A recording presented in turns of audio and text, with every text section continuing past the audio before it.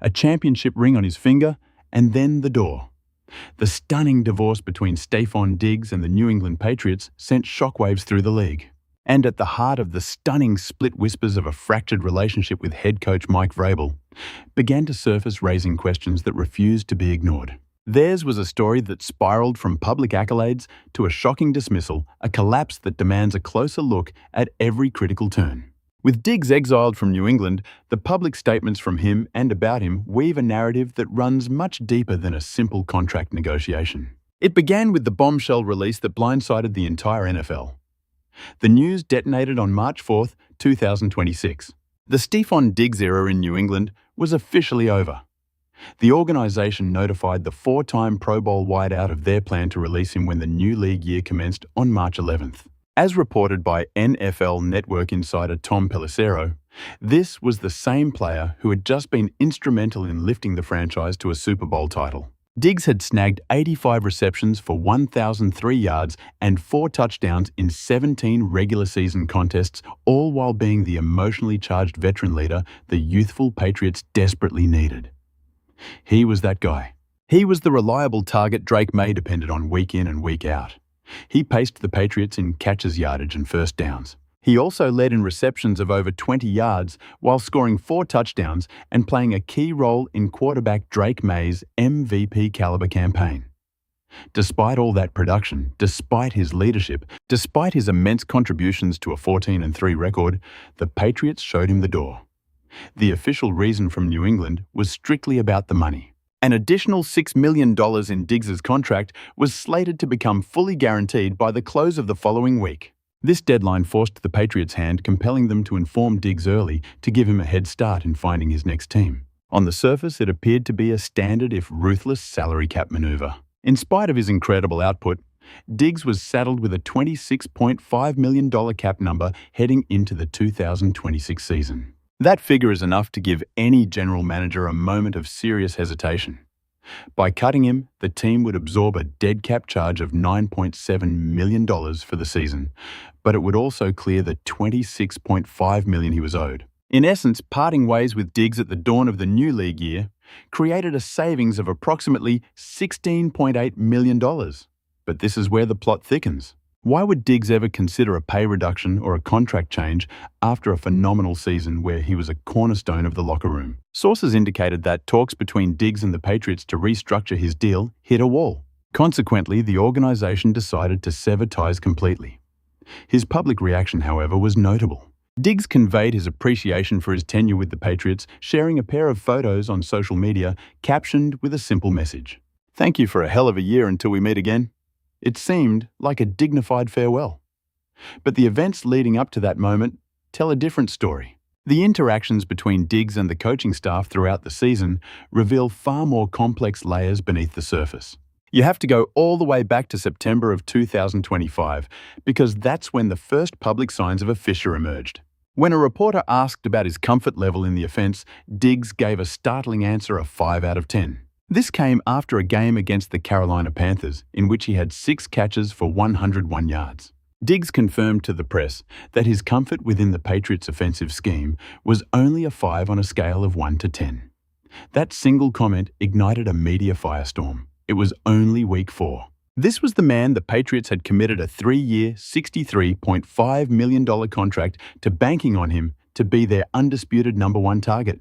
And now he was broadcasting to the world that he was only halfway settled into their system. Those remarks were relayed to head coach Mike Vrabel on WEE. Eyes the Greg Hill Show, and Vrabel's response was immediate and sharp, saying, "Then he should study more." The coach followed up, 5 out of 10. We need to get going. I'll have to talk to Steph today. 5 out of 10. I went to Ohio State. That's failing. Now Vrabel was laughing as he said it, and his tone was light, but the words landed with immense weight. A head coach on a public platform telling his superstar receiver to hit the books and labeling his own assessment a failure. That is a rare occurrence in the NFL, and it established the tense dynamic that would define their relationship. The veteran wideout had stood by his claim after the game that his comfort in the offense was still just a 5 out of 10. Offensive coordinator Josh McDaniels addressed the comment, stating, "It's probably like a 9 out of 10, with a smile and a wink." McDaniels seemed to believe Diggs was just being humble, publicly rating his star's grasp of the offense significantly higher than the player himself did. Days later, Diggs attempted to retract his statement. "When I said the other day it was a 5 out of 10, obviously I was being facetious or sarcastic in a way," Diggs clarified. He insisted his goal was to maintain his own competitive edge, not to cause any internal disruption. But the damage was done. The public exchange between Diggs and Vrabel was out there for good, and that's the kind of public friction that lingers. In the tight-knit world of an NFL facility, the words spoken to reporters often echo loudest within the team's own hallways. The season moved on, marked by elite production, strong leadership, and that persistent undercurrent. After the 5 out of 10 affair, Diggs did what he always does. He got back to work, and his performance on the field was undeniable. He concluded the 2025 season with 85 receptions for 1,003 yards and 4 touchdowns, delivering huge plays, particularly during the regular season grind. Diggs was at his best when the lights were brightest, finishing with 31 catches and 415 receiving yards in the Patriots' 4 primetime matchups. He exploded for 5 games with over 100 yards receiving, becoming the franchise's first 1,000-yard weapon since the legendary Julian Edelman did it back in 2019. That single fact spoke volumes about the void he had filled. And Diggs achieved this in his very first season with the team, fresh off a catastrophic ACL tear from his days in Houston. He defied the odds, playing in every single game after grueling off-season surgery. But his impact transcended mere statistics. The 32-year-old veteran transformed into the Patriots' emotional heartbeat, igniting the locker room with his fiery pre-game speeches. He made a simple phrase their mantra, "We all we got, we all we need," which echoed through the halls of the facility. While not original to him, the Patriots seized that mantra, making it the rallying cry for their improbable playoff push. This was a team that had languished with a 4-13 record just 1 year earlier, now reborn and fighting for a championship. Diggs openly expressed his pride in fueling that spectacular turnaround, a stunning 10-win improvement over the previous season. They captured a division title and embarked on a playoff journey that culminated at Super Bowl 60, with Diggs as the undisputed architect of their new identity. But beneath the surface of this fairy tale season, a dangerous undercurrent was pulling the team apart. The trouble began before he even took a snap, when a viral video showed him on a boat with a mysterious pink substance casting a shadow over his arrival in New England. This preseason scandal forced the organization into damage control mode. Then, as winter fell in December, the situation escalated dramatically. Allegations surfaced that Diggs had assaulted and choked his personal chef, leading to serious criminal charges. He was suddenly facing a felony strangulation charge among other criminal counts stemming from the alleged altercation. While Diggs vehemently pleaded not guilty, the damage to his reputation was already done. With a pre-trial hearing looming on April 1st, head coach Vrabel was forced to stand before a wall of cameras and answer for his star players' alleged actions. Vrabel's response was cold and clinical. He referred to the charges as mere allegations and distractions that the team simply had to manage. He minimized the crisis, lumping it in with everyday issues before expressing confidence they could focus on their next opponent. He stated the individuals involved would handle the legal process. The words were chosen with surgical precision. There was no passionate defense of his player's character. Instead, Vrabel spoke of procedure and the team as a whole maintaining a notable distance. It was the language of a crisis manager, not a mentor going to war for his guy. The contrast with the organization's official statement was stark. The Patriots publicly declared their awareness and support for Diggs. But the head coach's words felt strategically detached, coldly repeating that these were simply allegations. He framed it as just another thing to be handled. Another distraction in a league full of them, some bigger, some smaller. By categorizing a felony charge as a common distraction, he sent a clear message: this was not a coach circling the wagons. It was the sound of a leader creating space. And through it all, Diggs kept performing, and the team kept stacking up victories. Yet a silent tension simmered beneath the surface, a growing question of the true relationship between the star player and his coaches. The boiling point came into focus during New England's shocking upset victory over a rival. It was Week 5 against the Buffalo Bills, one of 5 contests where he eclipsed 100 receiving yards, a true statement performance. Diggs marched back into his old stadium in Buffalo and absolutely dominated. But his ferocious play seemed fueled by more than just revenge against an old team. He was battling demons that went far beyond the field. The collision course culminated at Super Bowl 60, where the Patriots would clash with the Seattle Seahawks. For Diggs, this was supposed to be the glorious final chapter of his redemption story. Instead, it was a nightmare. He was erased from the game, held to a meager 3 catches for 37 yards as the entire offense sputtered. In the biggest game of the year, the Patriots offense delivered one of its most inept performances. "We struggled," Diggs admitted. "There are always plays you want back." After the crushing defeat, his assessment was blunt. "We got beat by a good team that exploited us." It was concise and direct, without excuses, but also without his trademark fire. The raw emotion he famously showed after past playoff losses was gone. In its place was a chilling, almost unnerving calm. And then, the inevitable question about his future arrived. Diggs told the media he wanted to return, but his words were laced with the stark admission that the choice was not his to make. He stated he'd be there unless the team decided to cut him loose quickly, adding, "I anticipate being here." "I hope so," he continued. "I love my guys. It was a hell of a year playing with them. We built real family-like bonds." But then came the 4 words that said everything: "I don't control it." In that moment, it was clear. Diggs knew. He might not have known the exact day it would happen, but he understood the power was no longer his. The conversations had already taken place. The signals had been sent. His fate was sealed long before the final seconds ticked off the Super Bowl clock. The end began with a few carefully chosen words on February 25th at the NFL Scouting Combine in Indianapolis, where Mike Vrabel stood before the media and spoke about Stefon Diggs. The specific words he used ignited the very firestorm we're witnessing right now. When asked about Diggs, Vrabel lauded his past contributions, highlighting the leadership he provided after joining the team. He also praised him, saying he worked extremely hard in the time that he was rehabbing from the knee. "He was just a really good presence each and every week," Vrabel said. On the surface, it sounded like a glowing endorsement, but the real story was in what he didn't say. There was no mention of Diggs returning for the next season. There was no declaration that the team needed him back. He offered no commitment to the player who had led them in every major receiving category, instead speaking of Diggs entirely in the past tense.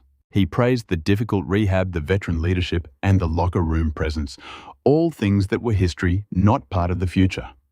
Then Vrabel pivoted to what the team required moving forward, focusing on consistency and the ability to create explosive plays. "It's difficult to engineer a 10 or 12 play drive, and you have to get better," he explained, demanding improved details and execution. "We're all involved in it," he continued, "from the coaching to the playing. It's on us all." This was a head coach admitting his offense fell short in the biggest moment, distributing the fault across the entire organization. But when the man who was your leader in receptions, yards, first downs, and catches of over 20 yards gets released just a week later, the underlying message becomes crystal clear. The coaching staff was determined to forge a new path. And that new path had no room for Stefon Diggs. At that same combine, Coach Vrabel had commented on how scarce true number 1 receivers are. "They aren't available in free agency," he stated. "You have to draft and develop them. That's where most of them come from." Vrabel said that before the cut was even made public. He was already broadcasting to the world that the Patriots were moving on, charting a course for a future that did not include his star wideout. And his words echoed, especially when contrasted with Diggs' own comments about their father figure dynamic, making the irony inescapable. This is precisely what makes the situation so compelling, because the way Diggs had described Vrabel during the season makes this ending feel like a profound betrayal to the fans. Just back in January, while the Patriots were still fighting in the playoffs, Diggs had offered a powerful endorsement of his head coach. "He's a hell of a coach," Diggs declared. "He's like another father figure too. He's taught me so much in a short period about how to approach the game, roll with the punches, maintain a positive outlook, and be selfless. That's something that, while not a constant struggle in my career, is a challenge for a receiver because it's tough to make it all about everybody else." Those are potent words, father figure. This praise came from a player who had been branded a diva in the past, a player who engineered a contentious exit from Buffalo, was subsequently traded to the Texans, and then tore his ACL in Houston. This was a man who seemed to have finally found a parental bond with Vrabel. It was a bond he said was forged on a shared approach mindset and a commitment to selflessness. Diggs had famously spent 4 years with the division rival Buffalo Bills before being shipped to the Houston Texans. Many followers of the sport held the receiver responsible for the soured relationship in Buffalo that prompted the trade. And yet, during his 18 games in Foxborough, not a single whisper of that drama had surfaced, and his relationship with Vrabel seemed to be the reason. Throughout the season, the story was that Vrabel had accomplished what no other coach could. He had coaxed the best performance out of Diggs without any of the off-field chaos, managing his personality and channeling his competitive fire into an environment where he flourished. The Patriots will now miss his unwavering professionalism at practice. The guidance he provided to the younger players will be an invaluable asset for their development moving forward. His absence will be felt in the locker room and as a source of inspiration on the sideline, forcing someone else to step into that crucial leadership role. But once the season concluded with a Super Bowl loss, the father figure released the son less than a month later. That outcome is incredibly difficult to accept for anyone invested in this saga. Diggs had committed his entire being to that team. He publicly sang his coach's praises. He put his body on the line, playing every game on a surgically repaired knee. He provided the entire locker room with a unifying voice. And in return for all that dedication, he received a termination notice. The irony is that Diggs' tenure in Buffalo also ended poorly, a common fate for star receivers in this league. The Patriots seem to be moving on preemptively, trying to avoid any potential animosity down the line. The franchise apparently observed what unfolded in Buffalo and decided to sever ties before the relationship could deteriorate. But is that a prudent justification? Or is it a self-fulfilling prophecy? During the season, when Diggs was asked about his winding path through the league, he reflected, "I treat it all the same. I had a hell of a time in Minnesota, a hell of a time in Buffalo, and a hell of a time in Houston," he said. "I don't compare them. As they say, comparison is the thief of joy. I enjoyed all those places. Did it ultimately work out? No. But I'm happy where I'm at right now, and I'm embracing what I have going on here, so I'm just super grateful." He called New England his home, the Patriots, the team where he finally found his footing. Now he's a man adrift, searching for his third team in 3 years. When a player of Diggs' caliber is forced to find a third home in just 2 years, the whispers begin suggesting the issue might lie with the man, not the franchise. It is a brutal assessment, but it is the one dominating the conversation, and it begs the question, is the problem Stefon Diggs, or is it the cold, hard business of football? What's the next move? And was the narrative true all along? Did he actually unload on Patriots coach Mike Vrabel after being cut? Here is the reality. The situation is not one single explosion, but a slow burn built from a series of comments, actions, and strategic decisions that, when viewed together, show two powerful figures who, despite mutual respect, were never truly on the same page. It was the infamous 5 out of 10 comment from Diggs met with Vrabel's sharp reply that he should study more. It was the praise at the combine already delivered in the past tense. It was the release timed perfectly to avoid paying him his guaranteed money. Diggs offered no fiery press conference, no scathing social media diatribe. Instead, he did something that, for a player known for his passion, was far more jarring. He was brief. He thanked the team. "Thank you for a hell of a year." The 32-year-old posted on his Instagram story, "We family forever." And that was it. Not a single word about Vrabel, the coaching staff, or the front office. The message was directed only at his teammates and the fans. When an athlete who publicly labeled his coach a father figure completely omits him from a farewell, the entire league takes notice. When the undisputed emotional leader of a team reduces his goodbye to a handful of words on a temporary social media post, everyone understands the real message is in what was left unsaid. Skip Bayless is already on record stating that the New England Patriots will come to deeply regret letting Stefon Diggs walk away.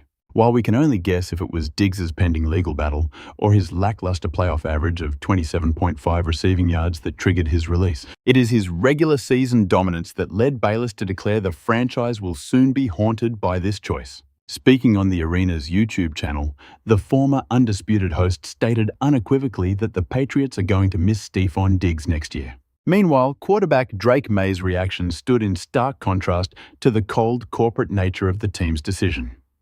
The Patriots' star quarterback posted an Instagram story showing him and Diggs sharing a smile overlaid with a simple heart emoji.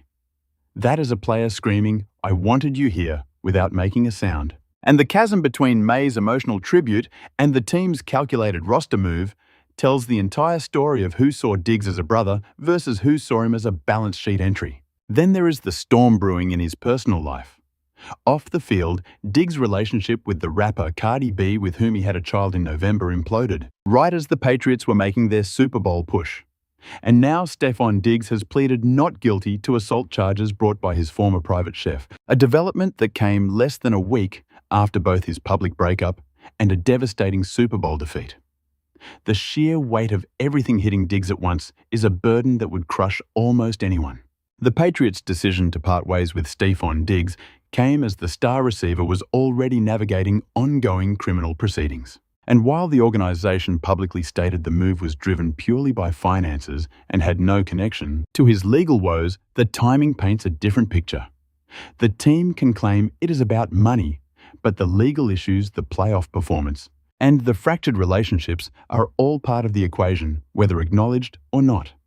Now looking ahead to what's next for the Patriots, New England finds itself facing a new crisis this offseason. After cutting ties with Diggs, their reported attempt to sign a high-profile replacement has already failed. In the wake of Diggs' departure, New England scrambled to find options to bolster its receiving core for franchise quarterback Drake May. Chatter immediately turned to pursuing A.J. Brown, who shares a history with Vrabel from their shared time in Tennessee. Brown was drafted by then Titans coach Mike Vrabel in the second round of the 2019 NFL Draft and delivered 2 seasons of over 1,000 yards before being sent to Philadelphia. As for where Diggs might land, ESPN's Jeremy Fowler has pinpointed the Giants and Titans as potential fits, though it may take some time for the veteran to sign. And there are even whispers of a shocking return to the Bills, which would add yet another explosive chapter to this ongoing drama. Tennessee has holes across its roster and desperately needs to give their young quarterback Cam Ward more offensive firepower. The Titans front office saw how Diggs helped transform Drake May into an MVP candidate in his second year and might bring him into work similar wonders with Ward. There is also a powerful sense of familiarity between Diggs and offensive coordinator Brian Daboll, who was his coach in Buffalo. So where does that leave us? Stefon Diggs gave the New England Patriots a season of over 1,000 yards. He gave them leadership. He gave them a cultural reset. He delivered a Super Bowl appearance. He called his head coach a father. In response, the Patriots cut him just before his guaranteed money was due. So did Diggs go off on Vrabel, not with an outburst, but the silence, the clinical brevity of his goodbye, the pointed omission of his coach's name. Sometimes the things you refuse to say are louder than any shout, and every front office in the NFL is listening. The story of Stefon Diggs and the Patriots will be dissected for years to come. It contains every element of a modern sports drama: money, elite performance, clashing personalities, off-field turmoil, and a coach-player relationship that devolved from family to former colleagues in a few short weeks. Whichever team signs Diggs next, one thing is absolutely certain: he will carry the memory of how this chapter ended. And if he finds himself lined up against the Patriots next season, that memory will be all the fuel he needs. Stefon Diggs' elite talent is no longer up for debate. He proved that much in 2025. The burning question now is whether the Patriots committed a franchise-altering blunder by letting him walk. And as this offseason unfolds, the verdict on that decision is looking more damning by the day.